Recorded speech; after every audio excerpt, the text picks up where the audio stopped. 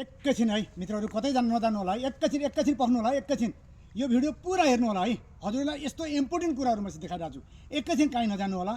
हजुरले यसलाई के भनेर चिन्नुहुन्छ? यसलाई रुदिलो भन्छ। यो हजुरका जङ्गलमा प्रशस्ति होला, सायद घर गाउँमा पनि होला। यति इम्पोर्टेन्ट औषधि छ यो। जसलाई ज्वरो आउँछ, रुगा खोकी आउँछ, 3वटा पत्ता मात्रै उमालेर मिश्री हालेर खाइदिनुहोस्। जस्तो सुकै रुगा खोकी चटक्कै हुन्छ। र दाँत खुजुलीहरू, तपाईको अप्ठ्यारो दाँत खुजुलीहरू छ, त्यसको लागि रामबाण औषधि छ।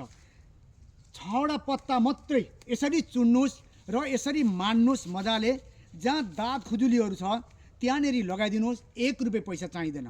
1 रुपियाँ पैसा तपाईलाई यसको खर्च हुँदैन। र भिडियो हेर्दैमा 1 रुपियाँ पनि खर्च हुँदैन हजुरको। र सकेसम्म लाइक कमेन्ट गर्नु होला। 1 जनाबाट 5 जनालाई सेयर गर्नु होला। मित्रहरू पुरा भिडियोहरू हेर्नु होला है, हेर्दै गर्नु होला। यो ज्वरोको लागि रामबाण औषधि र अर्को कुरो दाँत खुजुलीको लागि अछुक औषधि। दाँत किराले खान्छ त्यहाँनेरि थपक्क यसको पत्ता चप्प च्यापेर राखिदिनुहोस्। त्यसको लागि पनि अछुक औषधि छ।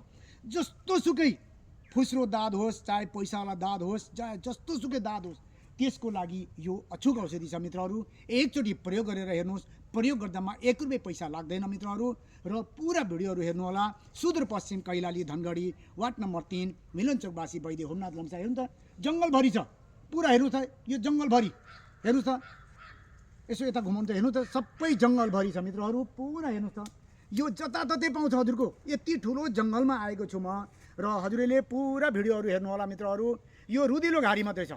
यो हजुरहरूको गाउँमा के भनेर चिन्नुहुन्छ? लाइक कमेन्ट गर्नु होला सक्तो, र सक्तो सेयर गर्नु होला मित्रहरू। फेरि पनि अर्को भिडियो लिएर म आउने नै छु। अहिलेसम्मलाई बिदा लिन्छु। सबैलाई नमस्कार नमस्कार नमस्कार।